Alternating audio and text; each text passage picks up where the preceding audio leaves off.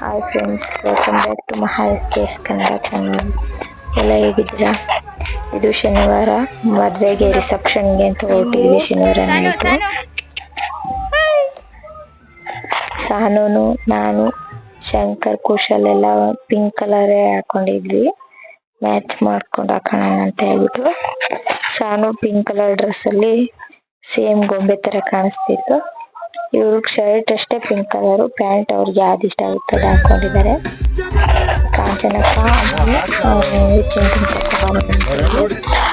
ಅಲ್ಲಿ ಮುಂದೆ ಕಾರ್ನಲ್ಲಿ ಇಸ್ಕೊಂಡು ಅವ್ರನ್ನು ಕರ್ಕೊಂಡು ಹೋಗ್ತೀವಿ. ನಮ್ಮನೆ ಪಕ್ಕದ ಮನೆ ಮದ್ವೆ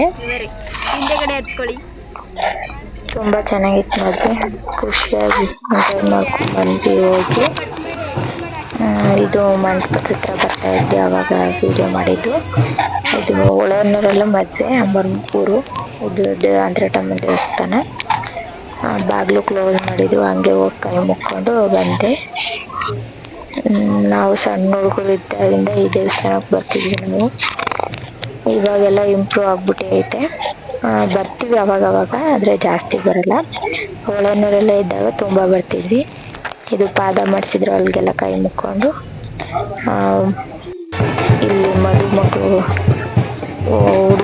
ಹುಡುಗ ವೆಲ್ಕಮ್ ಮಾಡ್ತಾ ಇದ್ದ, ಅದ್ ನೋಡೋಣ ಅಂತ ಬಂದು ನಿಂತ್ಕೊಂಡಿದ್ವಿ ಇಲ್ಲಿ.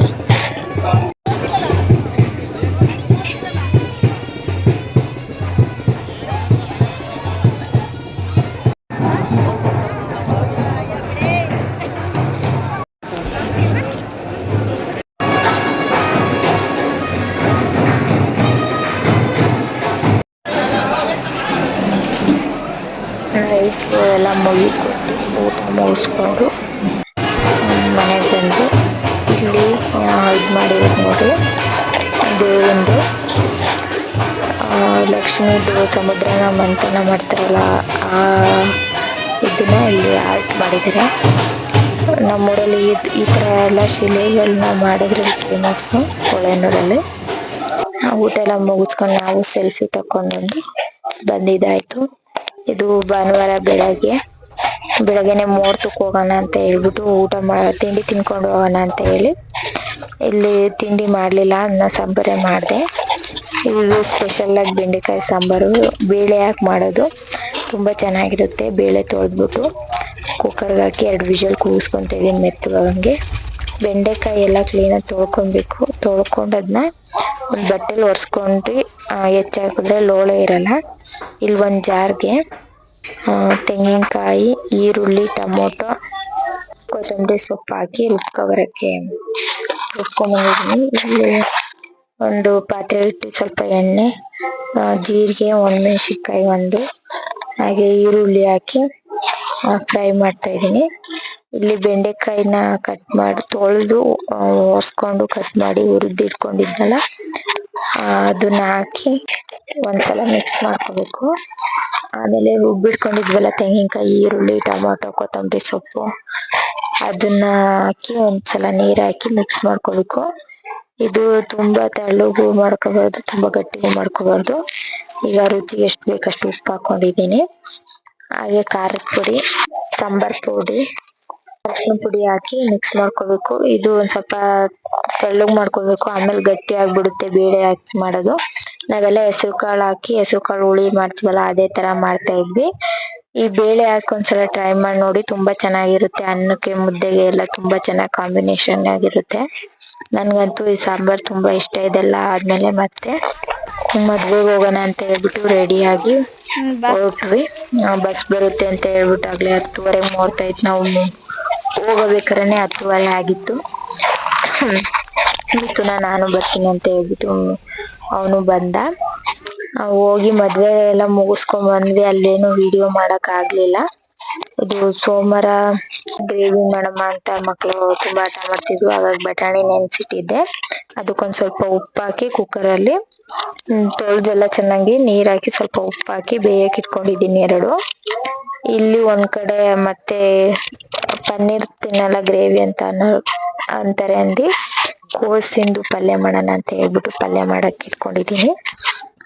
ಅದನ್ನ ತೊಳ್ದ್ಬಿಟ್ಟು ನೀರಲ್ಲಿ ಬಿಸಿನೀರಲ್ಲಿ ಹಾಕಿ ಇಟ್ಟಿದ್ದೆ. ಎಲ್ಲ ಇಲ್ಲಿ ಶೋಧಿಸ್ಕೊಂತಾ ಇದೀನಿ ಇವಾಗ. ಪನ್ನೀರ್ ಗ್ರೇವಿ ತಿನ್ಲಿಲ್ಲವ್ರಿಗೆ ಕೋಸ್ ಪಲ್ಯ ಮಾಡ್ತಾ ಇದೀನಿ ಹಿಂಗೇನೆ.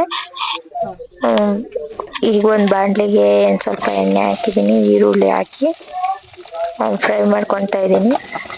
ಪನ್ನೀರ್ ಗ್ರೇವಿಗಿದು ಮಾಡ್ತಾ ಇರೋದು. ಇದಕ್ಕೆ ಒಂದೆರಡು ಟೊಮೊಟೊ ಹೆಚ್ಚಿಬಿಟ್ಟು ಮೆತ್ತಗಾಗೋ ತನಕ ಫ್ರೈ ಮಾಡ್ಕೊಂಡಿದೀನಿ. ಶುಂಠಿ ಬೆಳ್ಳುಳ್ಳಿ ಹಾಕಿ ಫ್ರೈ ಮಾಡ್ಕೊತಾರೆ, ಆದ್ರೆ ನಾನು ಶುಂಠಿ ಬೆಳ್ಳುಳ್ಳಿ ಪೇಸ್ಟು ಮನೇಲೆ ಮಾಡ್ಕೊಂಡಿದ್ನಲ್ಲ, ಹಾಗಾಗಿ ಪೇಸ್ಟ್ ಹಾಕಿ ಫ್ರೈ ಮಾಡ್ಕೊತಾ ಇದ್ದೀನಿ. ಸುಮ್ಮನೆ ಅಂಗಡಿಲಿ ತರೋಕ್ಕಿಂತ ಇವಾಗ ಬೆಳ್ಳುಳ್ಳಿ ರೇಟ್ ಬೇರೆ ಕಮ್ಮಿ ಆಗಿದೆಯಲ್ಲ, ಹಾಗಾಗಿ ತಗೊಂಡು ಮನೇಲೇನೆ ಶುಂಠಿ ಬೆಳ್ಳುಳ್ಳಿ ಪೇಸ್ಟ್ ಮಾಡಿ ಇಟ್ಕೊಂಡ್ಬಿಟ್ಟಿದ್ದೀನಿ. ಈ ಹಿಂದೆ ವಿಡಿಯೋದಲ್ಲಿ ಹಾಕಿದ್ದೀನಿ ನಾನು ಪೇಸ್ಟ್ ಮಾಡೋದನ್ನ.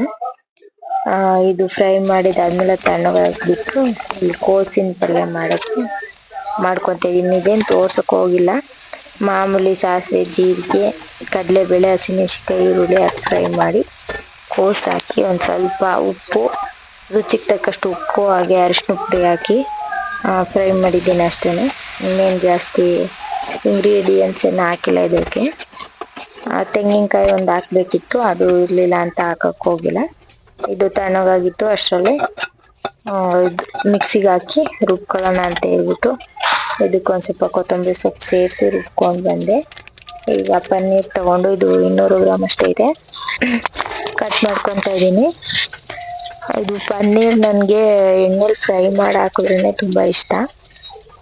ನಾನು ಎಣ್ಣೆಲಿ ಫ್ರೈ ಮಾಡಿಬಿಟ್ಟೆ ಹಾಕ್ತೀನಿ. ಫಸ್ಟಿಗೆ ತಿನ್ನೋಕ್ಕಿಂತ ಮುಂಚೆ ಇದು ಹೆಂಗಿರುತ್ತೋ ತಿನ್ನೋಕೆ ಇಷ್ಟ ಆಗಲ್ಲ ಅನ್ನಂಗೆ ಆಗ್ತಾಯಿತ್ತು. ಇವಾಗ ಒಂದ್ಸಲ ಮಾಡಿದ್ಮೇಲೆ ಅದನ್ನೇ ಪದೇ ಪದೇ ಮಾಡಬೇಕು, ತಿನ್ನಬೇಕು ಅಂತ ಅನಿಸುತ್ತೆ. ಮಕ್ಕಳಿಗಂತೂ ತುಂಬ ಇಷ್ಟ ಆಗ್ಬಿಟ್ಟೈತೆ ಪನ್ನೀರು. ಅವರು ಒಂದು ಪೀಸು ಉಳಿಸಲ್ಲ ಹಂಗೆ ತಿಂತಾರೆ. ಇದು ಎಣ್ಣೆಲಿ ಫ್ರೈ ಮಾಡಿದ್ಮೇಲೆ ತುಂಬ ಚೆನ್ನಾಗಿರುತ್ತೆ, ಕ್ರಿಸ್ಪಿಯಾಗಿ ಫ್ರೈ ಮಾಡಿಕೊಂಡು ಎರಡು ಕಡೆನೂ ಎತ್ತಿಟ್ಕೊಂಡು ಆಮೇಲೆ ಗ್ರೇವಿಗೆ ಖಾರ ಎಲ್ಲ ಹಾಕಿದ್ವಲ್ಲ ಅದನ್ನ ಒಂದು ಸೈಡಲ್ಲಿ ಇಟ್ಕೊಂಡಿದ್ದೀನಿ. ಇವಾಗ ಇದು ಸ್ವಲ್ಪ ರೆಡ್ ಕಲರ್ ಆಗಂಗೆ ಫ್ರೈ ಮಾಡ್ಕೋಬೇಕು, ತುಂಬ ಚೆನ್ನಾಗಿ ಬರುತ್ತೆ. ಇವಾಗ ಎತ್ತಿಟ್ಕೊಂಡಿದ್ದೀನಿ ಒಂದು ಪ್ಲೇಟ್ಗೆ. ಇವಾಗ ಇದಕ್ಕೆ ಸ್ವಲ್ಪ ಎಣ್ಣೆ ಇತ್ತಲ್ಲ, ಅದಕ್ಕೇನೆ ಒಂದು ಚಕ್ಕೆ, ಒಂದು ಪಲಾವ್ ಎಲೆ ಹಾಕಿ ಆ ಮಸಾಲೆ ಹಾಕಿ ಸ್ವಲ್ಪ ನೀರು ಹಾಕಿ ಮಸಾಲೆದು ಮಿಕ್ಸ್ ಮಾಡ್ತಾ ಇದ್ದೀನಿ. ಹಾಗೆ ಬಟಾಣಿ ಕಾಳು ಉಪ್ಪು ಹಾಕಿ ಬೇಯಿಸಿಟ್ಕೊಂಡಿದ್ವಲ್ಲ ಅದನ್ನು ಸಹ ಇದ್ರಲ್ಲಿ ಹಾಕಿ ಅದು ಬಟಾಣಿ ಬೇಯಿಸಿರೋ ನೀರನ್ನು ಒಂದು ಸ್ವಲ್ಪ ಆ್ಯಡ್ ಮಾಡಿದ್ದೀನಿ ಇದಕ್ಕೆ. ಇವಾಗ ರುಚಿಗೆ ಎಷ್ಟು ಬೇಕಷ್ಟು ಉಪ್ಪು ಹಾಕಿ ಸ್ವಲ್ಪ ಅರಿಶಿನ ಪುಡಿ, ಹಾಗೆ ಖಾರದ ಪುಡಿ, ಧನಿಯಾ ಪುಡಿ ಹಾಕಿ ಮಿಕ್ಸ್ ಮಾಡ್ತಾ ಇದ್ದೀನಿ. ಬೇಕಾದರೆ ನೀವು ಗರಂ ಮಸಾಲ, ಚಿಕನ್ ಮಸಾಲ ಹಾಕೋಬೋದು ಇದಕ್ಕೆ. ನಾನು ಅವೇನು ಜಾಸ್ತಿ ಯೂಸೇ ಮಾಡಲ್ಲ ಅಂತ ಹೇಳಲ್ಲ, ಮಾಡ್ತೀವಿ ಅವಾಗವಾಗ. ಆದರೆ ಮಕ್ಕಳಿಗಲ್ವಾ, ಹಂಗಾಗಿ ನಾನು ಮನೇಲಿ ಏನು ಮಾಡಿರ್ತೀವೋ ಆ ಪೌಡಿಗಳನ್ನೇ ಜಾಸ್ತಿ ಯೂಸ್ ಮಾಡೋದು. ಅದು ಚೆನ್ನಾಗಿ ಕುದ್ದಾದ್ಮೇಲೆ ಒಂದು ಗಟ್ಟಿ ಮೊಸರು 1 ಕಪ್ ಅಷ್ಟು ಹಾಕೊತಾ ಇದ್ದೀನಿ. ಮೊಸರು ಹಾಕಿದ್ಮೇಲೆ ಲೋ ಫ್ಲೇಮಲ್ಲಿ ಇಟ್ಟು ಕುದಿಸ್ಕೊತೀನಿ. ಅದೊಂದು ಕುದಿ ಬರ್ತಿದ್ದಂಗೆ ಪನ್ನೀರ್ ಹಾಕ್ಬಿಟ್ಟು ಮಿಕ್ಸ್ ಮಾಡಿಕೊಂಡ್ರೆ ಆಯಿತು, ಗ್ರೇವಿ ರೆಡಿ. ಅದು ಪನ್ನೀರ್ ಗ್ರೇವಿ ಆದಮೇಲೆ ರೊಟ್ಟಿ ಹೊರಗಡೆ ಸುಡ್ತಾ ಇದ್ದೆ ಒಲೆಯಲ್ಲಿ. ನನ್ನ ಮಗ ವಿಡಿಯೋ ಮಾಡು ಅಂತ ಹೇಳಿದ್ರೆ ಹಿಂಗೆ ಮಾಡಿದ್ದಾನೆ. ಅದನ್ನ ಸುಡೋದೆಲ್ಲ ಮಾಡಿಲ್ಲ ಅವನು, ಬರೀ ಒಂದು ರೊಟ್ಟಿ ತಟ್ಟೋದನ್ನ ಮಾಡಿದ್ದಾನೆ ಅಷ್ಟೇನೆ. ಅವ್ರಿಗೂ ಸ್ಕೂಲ್ ಟೈಮ್ ಆಗುತ್ತೆ ಅಂತ ಹೇಳ್ಬಿಟ್ಟು ಬೇಗ ಬೇಗ ತಟ್ಟು ಹಾಕ್ತಾ ಇದ್ದೆ ನಾನು. ತಿಂದ್ಬಿಟ್ಟು ಅವರು ಸ್ಕೂಲ್ಗೆಲ್ಲ ತುಂಬಿಕೊಂಡು ತಗೊಂಡು ಹೋದ್ರು. ತುಂಬ ಚೆನ್ನಾಗಿ ಬಂದಿತ್ತು. ಇನ್ಮೇಲೆ ಮಾಡಿದ್ರೆ 200 ಗ್ರಾಮ್ ಪನ್ನೀರ್ ಸಾಕಾಗಲ್ಲ. ನೆಕ್ಸ್ಟ್ ಟೈಮಿಂದ ಇನ್ನೂ ಒಂದು ಪ್ಯಾಕೆಟ್ ಎಕ್ಸ್ಟ್ರಾ ಮಾಡಬೇಕು ಅಂತ ಅಂದ್ಕೊಂಡೆ. ಇದು ರೊಟ್ಟಿ ಮಾಡೋದೆಲ್ಲ ನಾನು ಫಸ್ಟೇ ತೋರಿಸಿದ್ದೀನಿ, ಹಾಗಾಗಿ ಇಲ್ಲಿ ಸಿಂಪಲಾಗಿ ಮಾಡಿದ್ದೆ. ಹಾಗೆ ಕೋಸು ಪಲ್ಯ ಉಳಿದಿತ್ತಲ್ಲ, ಹಂಗಾಗಿ ಯಾರು ತಿನ್ನಲ್ಲ ಅಂತ ಹೇಳ್ಬಿಟ್ಟು ಇಲ್ಲಿ ಒಂದು ಸ್ವಲ್ಪ ಸಮೋಸ ಮಾಡಿಕೊಂಡು ಚಪಾತಿ ಮಾಡ್ಕೊಂಡಿದ್ದೀವಿ. ಹಾಗೆ ಮೋಮೋಸ್ ಮಾಡಿಕೊಂಡು ಅದಕ್ಕೆ ಬೇಕಾಗಿರೋ ಚಟ್ನಿ ಮಾಡ್ಕೊಂಡಿದ್ದೀನಿ. ಸುಮ್ಮನೆ ಉಳಿದ್ರೆ ಕೋಸು ಯಾರು ತಿನ್ನಲ್ಲ ಇಷ್ಟಪಟ್ಟು, ಹಂಗಾಗಿ ಅದಕ್ಕೆ ಒಂದು ಸ್ವಲ್ಪ ಬೀನ್ಸು, ಕ್ಯಾರೆಟು ಎಲ್ಲ ತುರಿದು ಶುಂಠಿ ಬೆಳ್ಳುಳ್ಳಿ ಪೇಸ್ಟು ಎಲ್ಲ ಮಾಡ್ತೀವಲ್ಲ ಮಾಮೂಲಿ ಮೋಮೋಸ್ ಹೆಂಗೆ ಮಾಡ್ತೀನೋ ಅದೇ ಥರ ಅದಕ್ಕೆಲ್ಲ ಸ್ಟಫಿಂಗ್ ಮಾಡಿಕೊಂಡು ಇದೇ ತರ ಮಾಡಿ ಮೋಮೋಸ್ ಬೇಯಿಸ್ಕೊಂಡು ಚಟ್ನಿ ಸಮೋಸ ಎಲ್ಲ ಹಾಕೊಂಡು ತಿಂದಿದ್ದಾಯ್ತು. ತುಂಬಾ ಚೆನ್ನಾಗಿತ್ತು. ರಾತ್ರಿ ಊಟ ನಮಗೆ ಮೋಮೋಸ್ ಸಮೋಸನೇ ಸಾಕಾಯ್ತು. ಚಟ್ನಿ ಮಾತ್ರ ತುಂಬಾ ಚೆನ್ನಾಗಿ ಬಂದಿತ್ತು. ಮಾಮೂಲಿಯಾಗಿ ಒಣಮೆಣಸಿನಕಾಯಿ ಟೊಮೊಟೊ ಬೇಯಿಸ್ಕೊಂಡ್ ಮಾಡ್ತೀವಲ್ಲ ಅದೇ ಚಟ್ನಿನೇ ಮಾಡಿದ್ದೆ. ಮಂಗಳವಾರ ಬೆಳಗ್ಗೆ ದೋಸೆ ಚಟ್ನಿ ಮಾಡಿದ್ದೀನಿ, ಗಟ್ಟಿ ಚಟ್ನಿ. ದೋಸೆ ಟೊಮೊಟೊ ಗ್ರೇವಿ ಮಾಡಿದ್ದೆ, ತುಂಬಾ ಚೆನ್ನಾಗಿ ಬಂದಿತ್ತು ಟೊಮೊಟೊ ಗ್ರೇವಿ. ನೆಕ್ಸ್ಟ್ ಟೈಮ್ ಮಾಡಿದಾಗ ಆ ವಿಡಿಯೋ ಅಪ್ಲೋಡ್ ಮಾಡ್ತೀನಿ. ಈ ವಿಡಿಯೋ ಇಷ್ಟ ಆಗಿದೆ ಅನ್ಕೊಂಡಿದ್ದೀನಿ. ಇಷ್ಟ ಆದ್ರೆ ಪ್ಲೀಸ್ ಶೇರ್ ಮಾಡಿ, ಸಬ್ಸ್ಕ್ರೈಬ್ ಮಾಡಿ. ಹಾಗೆ